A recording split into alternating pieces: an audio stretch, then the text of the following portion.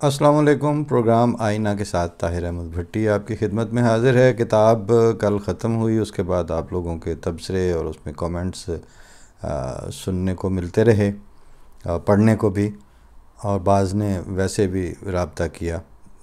ساروں کو جزاک اللہ، حسن الجزا، اللہ تعالیٰ آپ کو سلامت رکھے، اور یہ جو کہنے اور سننے کا تعلق ہے اس کو بہتری اور بلندیاں عطا فرمائے اپنے فضل سے۔ بعض جیسے میں نے ذکر کیا تھا کہ اگلی کتاب کا انتخاب جو ہے تو وہ بعض دوستوں نے ساتھ ہی تجاویز کے طور پر کتابوں کے نام بھی بھیجنے شروع کر دیے،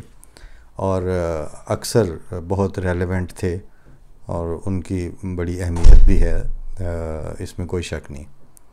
لیکن ایک سوال پیدا ہوتا ہے کہ جب ہم انتخاب کرتے ہیں تو پھر بہت سی چیزوں کو سامنے رکھ، مثلا جتنی کتابوں کا بھی آپ ذکر کریں گے، قرآن شریف سے بڑی کون سی کتاب ہے اگر اہمیت کے لحاظ سے دیکھا جائے تو، اگر اس کی ڈیوریبلٹی کے لحاظ سے دیکھا جائے تو کیا اسی کو بیٹھ کے پڑھنا شروع کر دیں تو پھر کیا ہوگا؟ اب یہ ایک باریک فرق ہے کہ کچھ چیزیں جو ہیں وہ بہت بڑی کاز کی خدمت گزار ہوتی ہیں، اور آپ نے اگر خدمت گاروں کو اور باقی شعبہ زندگی سے تعلق رکھنے والے سارے افراد کو اس مملکت سے یا اس خطہ زمین سے یا اس سیارے سے، پلینٹ سے چھٹی ہی کروا دی، تو اکیلا بادشاہ وہاں پہ کیا کرے گا؟ بھی آپ کا بادشاہ ہے، اس نے کیا کرنا کیا ہے؟ پھر چیزیں اپنی کلیت اور ٹوٹیلٹی میں ہی اچھی بھی لگتی ہیں اور اپنی حقیقی افادیت بھی ظاہر کر سکتی ہیں۔ اب اگر آپ سجیشنز سے ہٹ کے دیکھا جائے، یہ آئینہ پروگرام کا ایز سچ موضوع تو نہیں ہے، لیکن بعض ایسے ایشوز جن میں آپ نوٹ کر رہے ہوں کہ فلاں فلاں حصے میں کمی رہ گئی ہے، اس کو ڈسکشن یا اس کے اوپر بات کرنی یا اس کے اوپر احساس دلانا یا احساس کرنا، وہ بھی یہی پلیٹ فارم ہے، اور کون سا ہے؟ پھر یہیں پہ بات کر رہے ہیں فی الحال۔ تو اگر آپ دیکھیں کہ دو طرح کے ساتھ ساتھ علم ہے نا، ایک تو یہ ہے کہ آپ کو اللہ تعالیٰ نے قرآن شریف کی شکل میں ارشاد فرما دیا، رسول اللہ صلی اللہ علیہ وسلم نے اس کو کر کے دکھا دیا، حضرت مسیح علیہ السلام نے، مرزا غلام احمد قادیانی بانی جماعت احمدیہ نے اس تعلیم کی تجدید کر دی، اور خلفائے احمدیت اس کی تکمیل اشاعت میں مصروف اور کوشاں ہیں۔ یہ ایک ڈائمنشن ہے، لیکن کیا آپ سمجھتے ہیں در حقیقت کہ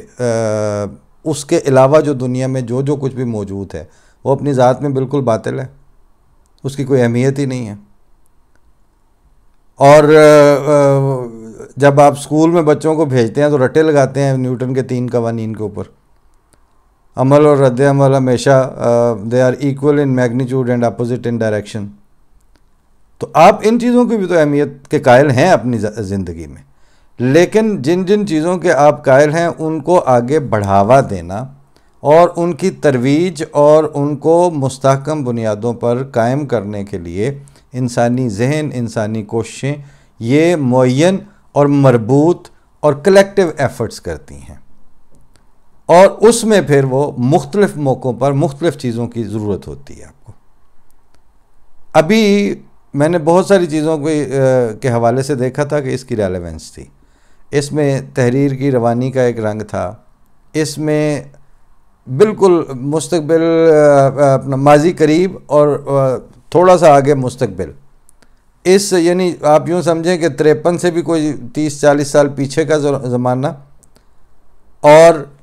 آج کے دن سے بھی کچھ 10 سال آگے تک کی باتیں، یہ قریب یعنی ایک نسل جو ہے نا وہ 80 سال 90 سال کے دورانیے کو تقریباً گراسپ کر سکتی ہے۔ میں نے اپنے پردادا کو دیکھا نہیں ہے، لیکن اپنے دادا سے تفصیل میں جب باتیں سنی، اور ان کے ارد گرد کے وہ جو بابے تھے، ان کے میرے دادا کے کزن، اور یہ جنہوں نے بابا محرم خان کو دیکھا ہوا تھا، تو اس سے تھوڑا سا سن کے تو مجھے آئیڈیا ہے کہ وہ کیا مطلب ماحول کیا تھا۔ اسی طرح میں نے ان کے زمانے کا گاؤں جو ایک طرف سے لے کے فلاں فلاں گلیاں فلاں فلاں کچی تھی، یہ بلکہ کچے گھر اور باہر کا ایک آدھ ڈیرا، تو یہ چوپال اور یہ سارا میں نے نہیں دیکھا، لیکن میں ان سے مستقل رابطے میں رہنے کے نتیجے میں مجھے اس کا کچھ آئیڈیا، میں اس کیفیت کو کسی حد تک گراسپ کر سکتا ہوں۔ بالکل اسی طرح جس طرح زلزلے کے دنوں میں کانگڑے والا جو حضرت مسیح السلام کی زندگی میں آئے تھے، تو اس میں جو باغ میں شفٹ ہو گئے تھے اور پھر وہ باغ میں رہائش بھی اختیار کر لی، پھر وہاں کمرے بھی بن گئے، پھر وہاں ماحول تھا، وہاں پہ لوگ آتے تھے، مجلسیں لگتی تھیں۔ اس زمانے کے ملفوظات میں اگر دیکھا جائے تو یہ چھوٹی چھوٹی اشاروں سے ہی اندازہ ہو جاتا ہے، نہر تک جانا، سیر کے لیے نکلنا، علاقہ کس طرح کا تھا، ارد گرد کے مٹی اڑانے والے کچے راستے، اور اس میں اسی معاشرت اور معیشت کے لوگ، اور پھر ان کا اس زمانے کا ویژن۔ یعنی مطلب حضرت مفتی محمد صادق صاحب رضی اللہ تعالیٰ عنہ جو امریکہ کے لیے پہلے مبلغ کے طور پر گئے تھے، وہ سارا بیک گراؤنڈ اور بیک ڈراپ ساتھ لے کے جا رہے تھے، اور very emerging economy, very highly emerging super power of the world, اور فرسٹ ورلڈ میں جا کے تو وہ پودا لگانے بھی جا رہے تھے، وہ ان کے اس کو بھی سمجھ رہے تھے۔ اور بائی دی وے وہ اس وقت مفتی محمد صادق صاحب جو ہیں وہ انگریزی میں زیادہ تر ترجمہ کر کے، یا مطلب ایسی ہیلپ جو تھے وہ ساتھ ساتھ دیتے تھے۔ تو آپ کیا سمجھتے ہیں کہ وہ صرف ترجمہ القرآن پڑھ کے ہی ان کو انگریزی آ گئی تھی؟ ان کو اس زمانے کا جو بھی اویلیبل لٹریچر تھا، جو بڑا ناول تھا، جو بڑے رائٹرز تھے، ان کے ایکسپریشنز تھے، اور ان کی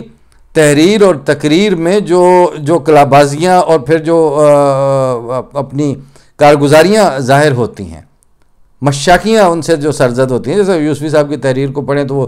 چلتے چلتے ہی آدھے جملے میں آپ کو اپ سائڈ ڈاؤن کر کے آگے گزر جاتے ہیں۔ مختار مسعود کو دیکھیں تو وہ ایک جملے میں ایسا دھوبی پٹلا دیں گے آپ کو کہ سمجھ لگ جائے گی کہ اچھا اردو میں مطلب یہ باتیں ہو رہی ہیں۔ اور اگر یہ دوسرے بڑے رائٹرز ہیں یا لائک انگریزی ناول کے جو لکھنے والے بھی، اور ان کی سٹوری کے اندر اتنی گرپ ہوتی ہے کہ وہ اپنی ذات میں اس میں وہ بہت کچھ سکھاتی ہے۔ لینگویج اور لٹریچر، یہ دونوں چیزیں ایک سرٹن عقیدے یا ایک خاص طرح کے نظریات کے اوپر بنیاد رکھنے والے علم الکلام ہی کو لنگوسٹکس اینڈ لٹریچر نہیں کہا جاتا۔ ہاں، مفتی محمد صادق صاحب رضی اللہ تعالیٰ عنہ ورلڈ لٹریچر، اس وقت کے بہترین ایکسپریشنز، اس وقت کے اردو، انگریزی، دوسری زبانوں کی ساری چیزوں کو شوق سے پڑھنے کے بعد پھر جب حضرت مسیح السلام آواز دیتے تھے کہ آگے ان کی کاپیاں کر دو، یا یہ اس بات کے لیے ترجمانی کی سعادت انہیں ملتی تھی، تو وہ جو باہر سے قطرہ قطرہ اکٹھا کیا ہوا تھا اس کو جا کے اس خدمت پہ صرف کرتے تھے۔ اس کی دوسری مثال یوں لے لیں کہ یعنی عام طور پر جو میجر، کیپٹن، اس طرح کر کے فوجوں میں کام کرتے آئے ہیں لوگ، انہوں نے پیٹیاں بھی کی، انہوں نے ایکسرسائزیں بھی کی، انہوں نے فائرنگ میں بھی کمپٹیشنز میں بھی حصہ لیا، انہوں نے ریکیاں بھی کی، جو بھی فوجوں کرتی ہیں وہ کرتی ہیں۔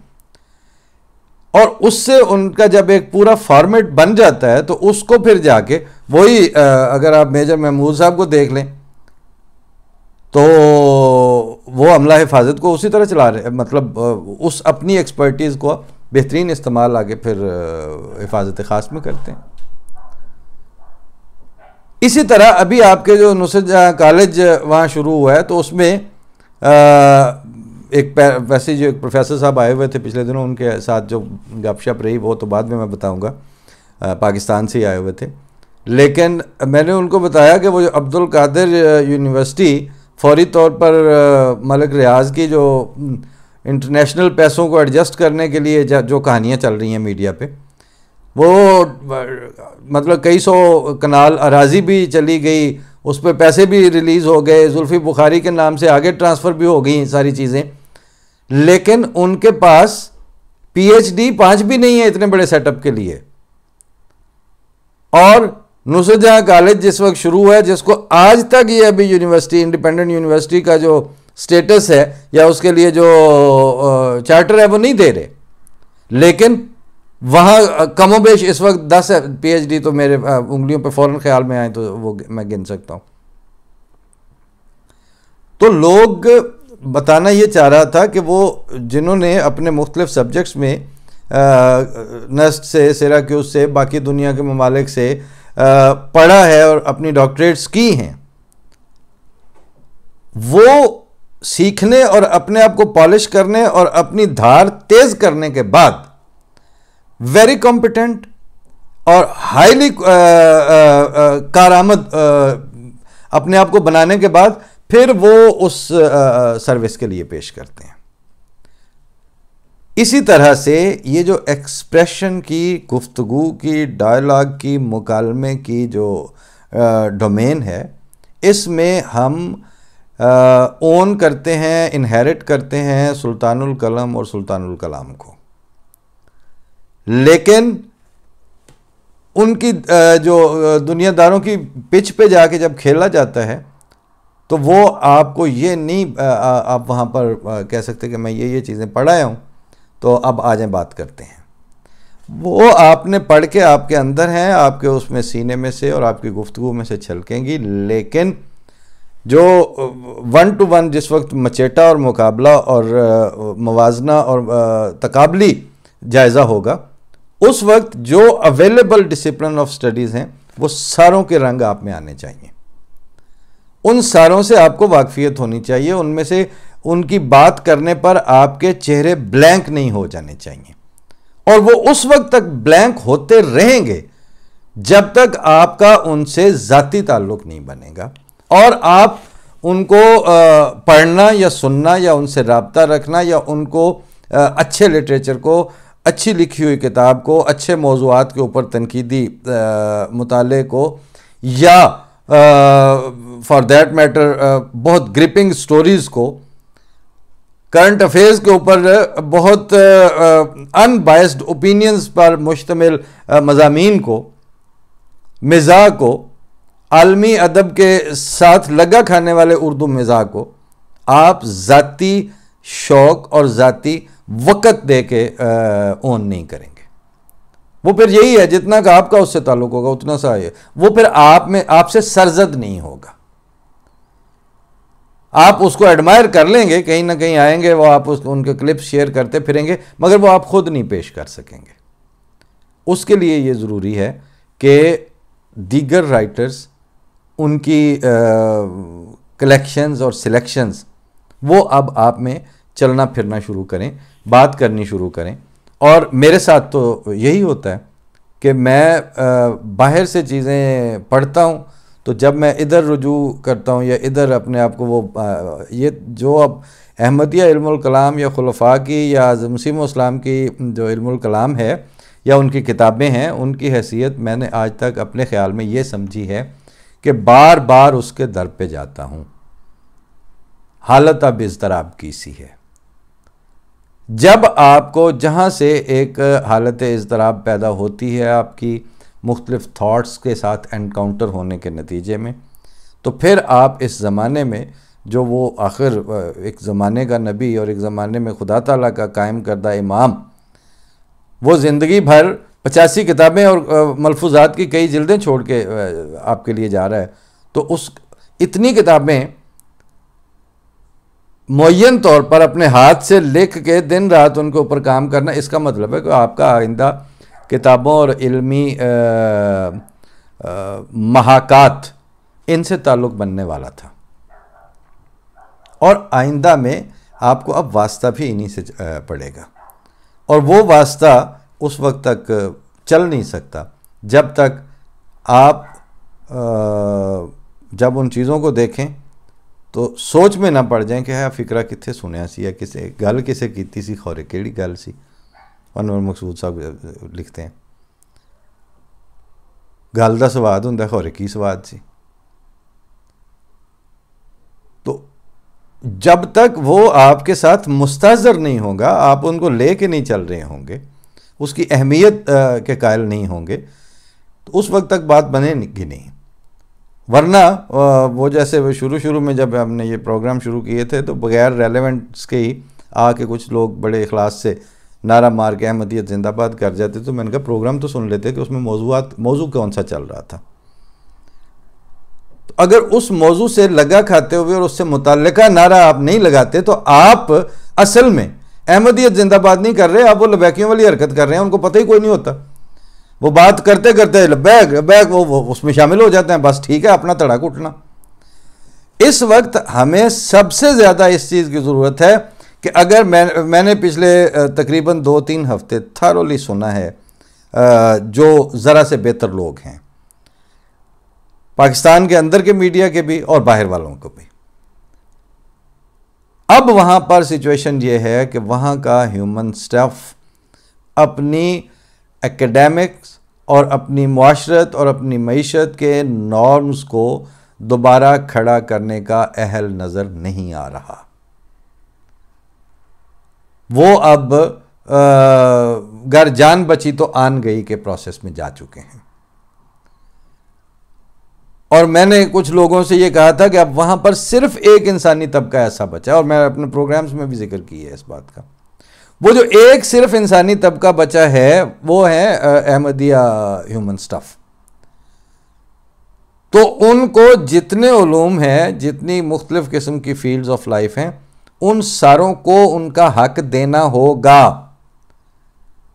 اور احسان چڑھا کے نہیں، بلکہ اس بات کو واقعتاً ایک ضرورت سمجھتے ہوئے اور باقاعدہ اس کی ایک ریسپیکٹ کو جگہ دیتے ہوئے کہ اچھا کسی ہسٹورین نے بات لکھی ہے تو اس کا کیا مطلب ہے، فلاں نے اگر تنقیدی جائزہ کے طور پر مضامین لکھے ہیں تو اس کی کیا حیثیت ہے. اچھا غزل کی تاریخ کے اوپر کیا کیا بات ہو چکی ہے اب تک، نظم کی تاریخ کے اوپر کیا کیا بات ہو چکی ہے اب تک، افسانہ کہاں سے چلا تھا، کہانی کی کتنی قسمیں ہوتی ہیں، کس کس قسم کی کہانی نے اپنی جگہ بنائی ہے، کون کون سی جو ہے وہ آؤٹ ڈیٹڈ ہو کے مر گئی ہے. اور الا حاضر قیاس مطلب فلسفے کے مختلف موضوعات چلتے رہے ہیں، تاریخ کے مختلف دھارے، اور تاریخ کے اوپر یعنی ہسٹوریوگرافی اپنی ذات میں ایک الگ سے بحث ہے کہ اتنی مسخ ہوتی ہوئی تاریخ میں سے دوبارہ اصل سرا اور اصل دھاگا کیسے نکالا جاتا ہے. تو اس طرح کی بہت سی ابھی موضوعات اور محاکات ہیں، ان کو سامنے رکھ کے ابھی مجھے لگتا ہے کہ کم از کم 3-4 مہینے لگیں گے کہ جس میں کوئی ایک کتاب، اب یہ بھی ہے نا کہ اب اگر ریولیشن ریشنیلٹی نالج اینڈ ٹروتھ جو ہے وہ کتاب ایک ایک جملہ جو ہے وہ اس میں سے مقالہ جات ڈرائیو کیے جا سکتے ہیں، لیکن 900 صفحے سے زیادہ کی کتاب ہے. اور دیکھیں اس میں کب ہمت ہوتی ہے،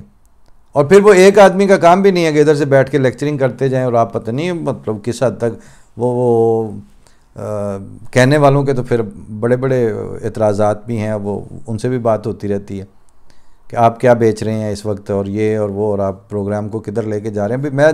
جس طرح شروع کیا ہے، میرے جس طرح کی آڈینس ہے، آگے اللہ تعالیٰ توفیق دیتا جائے گا، کوئی بات بنتی جائے گی. کچھ ذہن میں ہے ہی تو چل رہا ہوں، ورنہ اتنے دن کیا وجہ ہے. لیکن ابھی اگر اردو والے اس کتب نما میں فی الحال معین طور پر کوئی کتاب منتخب ہونے میں ابھی وقت لگے گا، ٹائم لگے گا، کئی پہلوؤں سے جا کے ثابت ہوگا کہ اچھا اس دفعہ کون سی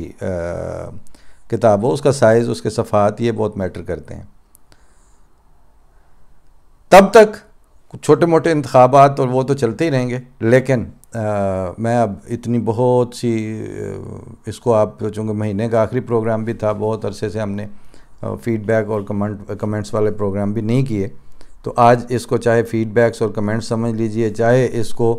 اگلا روڈ میپ جو ہے اس کے لیے پانی میں پتھر پھینکنا سمجھ لیجئے کہ اس سے کچھ لہریں پیدا ہوں گی، کوئی ارتعاش ہوگا، کچھ آپ کی طرف سے ہماری طرف آئے گی بات، کچھ ہماری طرف سے آپ کی طرف جاتی رہے گی. تو یہ سلسلہ اس طرح فائنل ہوگا. اب پچھلے جو 2-3 ہفتوں میں میری یہاں مختلف